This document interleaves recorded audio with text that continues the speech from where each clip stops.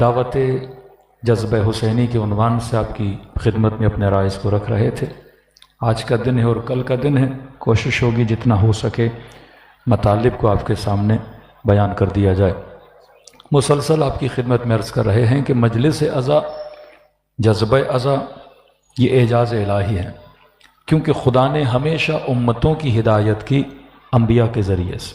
خدا کو پتہ تھا ایک زمانہ آئے گا لوگ نبی کو دیکھ نہیں پائیں گے، لوگ امام سے مل نہیں پائیں گے، اور زمانہ کفر، زمانہ جاہلیت کہ جس میں جگہ جگہ شرک کو پھیلایا جائے، لوگوں کو دین گریز بنایا جائے، دین سے بھگایا جائے، ایک ایسا معاشرہ جہاں پر دینداروں کا مذاق اڑایا جائے، جہاں ایک دیندار انسان کو ایکسٹریمسٹ بولا جائے، جہاں دیندار انسان کو بلکہ اس کی توہین کی جائے کہ یہ فکری اعتبار سے پسماندہ ہے، یہ بہت پیچھے ہے، یہ بیکورڈ لوگ ہیں جو پرانی چیزوں اور پرانے خیالات پہ چلتے ہیں۔ تو یہاں پر خدا نے ایک سلسلہ ہدایت آپ لوگوں کے لیے بنانا تھا، جبکہ نبی بھی نہیں ہے، وہ ظاہراً امام بھی نہیں ہے، تو اس سلسلہ ہدایت کا نام تھا کشتی ابا عبداللہ الحسین۔ خدا نے اس اندھیری دنیا میں کہ اللہ ولی الذین آمنوا یخرجہم من الظلمات الی النور، خدا لوگوں کو ظلمتوں سے نکال کر نور کی وادیوں میں لاتا ہے، یہ فرش عزا اس نور کی وادی کا نام ہے کہ ان الحسین مصباح الہدی و سفینۃ النجات، حسین وہ مصباح ہے، حسین وہ چراغ ہے۔ اب دیکھیے ایک بزنس کا اصول ہے جو برادران بزنس کو یونیورسٹیز میں اسٹڈی کرتے ہیں، کہتے ہیں کوئی چیز آپ بیچ نہیں سکتے جب تک اس چیز کی ڈیمانڈ نہ ہو۔ ہر بزنس بیسڈ ہے سیل اینڈ ڈیمانڈ پر۔ آپ مائک بیچ رہے ہو کیونکہ ڈیمانڈ ہے، آپ لاؤڈ بیچ رہے کیونکہ ڈیمانڈ ہے۔ محرم کے دن جیسے آتے ہیں کئی چیزوں کی ڈیمانڈ بڑھ جاتی ہے، درزیوں کے پاس کالے کپڑوں کی ڈیمانڈ کپڑے والے کے پاس بڑھ جاتی ہے۔ محرم کے دن جو شیعہ نہیں بھی ہے وہ کئی ایسی چیزوں کو بیچتا ہے کیونکہ معاشرے میں اس کی ڈیمانڈ بڑھ چکی ہے۔ آپ کسی اہل حدیث کے علاقے میں جاؤ، وہاں پہ آپ کو کسی بھی دکان پہ سجدگاہ نہیں ملے گی، کسی بھی دکان پہ زیارت عاشورہ نہیں ملے گی، کیوں نہ کیا لینا دینا سجدگاہ سے؟ بھائی سجدگاہ لینی ہے کہاں جاؤ، علم لینا ہے کہاں جاؤ، تو کوئی کہے گا انچولی چلے جاؤ، کوئی کہے گا سولجر بازار چلے جاؤ، جہاں شیعہ رہتے ہیں وہ چیزیں آپ کو وہیں پہ فراہم ہوں گی۔ تو فرش عزا امام حسین نے کون سا کمال کیا، یہ نقطہ ذہن میں رکھیے گا کہ آپ کہیں امام حسین کا فرش عزا ہماری تربیت کرتا ہے، تو آپ سوال اٹھا سکتے ہیں مولانا تربیت تو جمعے کے خطبے میں بھی ہوتی ہے، تربیت تو ماہ مبارک رمضان میں بھی ہوتی ہے، کیا لوگوں کے گھروں میں قرآن نہیں؟ کیا قرآن پڑھ کے ہم تربیت حاصل نہیں کر سکتے؟ پھر آپ یہ کہیں کہ مثلا فرش عزا لوگوں کی تربیت کرتا ہے، ان دونوں تربیتوں میں فرق کیا ہے؟ ہاں قرآن میں گھر میں جو تربیت ہوتی ہے وہ انفرادی تربیت ہوتی ہے۔ ہاں آپ کی تربیت ہوگی، قرآن پڑھا، ایک آیت نے آپ کو اتنا جذب کیا کہ آپ مومن بن گئے۔ ماہ مبارک رمضان اللہ کا مہینہ ہے، آپ نے 4 اچھی باتیں سنی، آپ جذب ہوئے، آپ نیک ہو گئے۔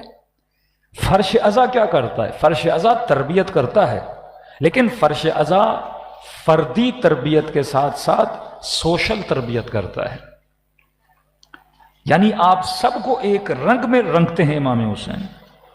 مولا یہ نہیں چاہتے کہ یہ جناب نمازی ہو تو دوسرا نہ ہو، یہ بہادر ہو تو مثلا دوسرا ڈرپوک ہو، نہیں، فرش عزا ایک ساتھ سب کو کیا بنا دیتا ہے؟ بہادر بنا دیتا ہے۔ یہ کراچی کے عاشور کا وہ دن، المناک دن جس میں بم دھماکہ ہوا، تو آپ نے دیکھا کہ جوانوں نے علم کو زمین پہ آنے نہیں دیا۔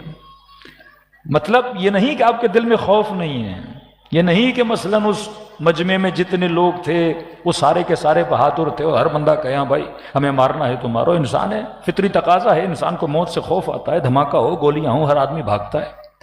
لیکن جب آپ ایک ساتھ جلوس کی صورت میں جاتے ہو تو وہاں پہ کسی کے اندر ڈر بھی ہوگا، وہ علم کو دیکھ کے شرم کے مارے بھاگے گا نہیں۔ وہ ماحول آپ کو کیا بناتا ہے؟ بہادر بنا دیتا ہے۔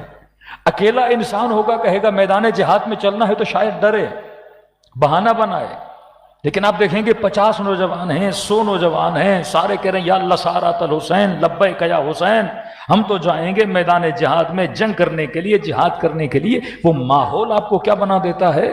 بہادر بنا دیتا ہے۔ کہ کل میں نے مثال دی تھی کہ کہا جائے بھی مولا حسین کے نام پہ چندہ دینا ہے، 50 لوگ ہوں، مثلا 45 لوگ اپنی جیب سے 1000 500 نکالے اور 5 کنجوس کھڑے ہوں تو وہ مجبور ہوں گے، ان 45 کو دیکھ کے وہ بھی کیا بن جائیں گے؟ سخی بن جائیں گے۔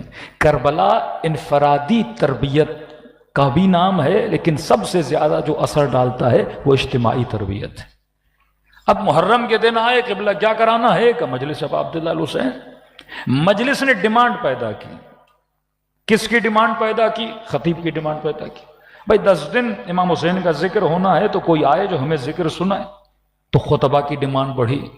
کتنے عشرے کراچی میں ہوتے ہیں اب مجھے عدد کا نہیں پتا، لیکن کسی نے کہا مولانا 300 سے زیادہ عشرے کراچی میں ہوتے ہیں۔ اب 300 عشرے تو کتنے خطیب کی ڈیمانڈ بڑھی؟ 300 خطیب، 300 ذاکر۔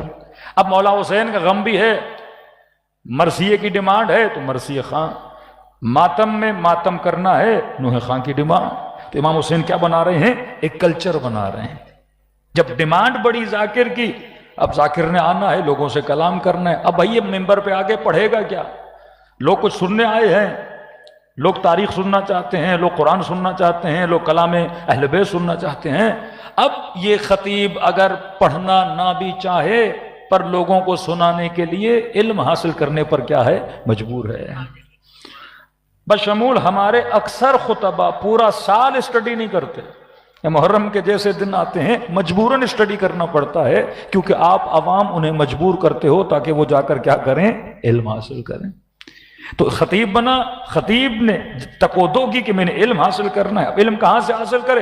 کتاب سے حاصل کرے۔ تو کتاب کی ڈیمانڈ بڑھی، کتاب کی ڈیمانڈ بڑھی تو کچھ ایسے رائٹر، کچھ ایسے مؤلف، کچھ ایسے لوگ بنے جن میں لکھنے پر مجبور ہوئے۔ کیا لکھیں کہ قرآن سے لکھنا ہے، حدیث سے لکھنا ہے، پھر حدیث معصوم میں گئے، کیونکہ لوگ سننا چاہتے ہیں، لوگ کلام اہل بیت کو سننا چاہتے ہیں۔ تو ایک پورا سسٹم کریٹ ہونا شروع ہو گیا، اس میں مراجع بنے، اس میں فقہا بنے، اس میں مدارس بنے، اس میں تربیت گاہ بنی، اس میں دینی مراکز بنے۔ تو اگر حسین نہ ہوتے تو ہم کبھی دیندار نہ ہوتے۔ آج خطیب بنا ہوا ہے کس کی وجہ سے؟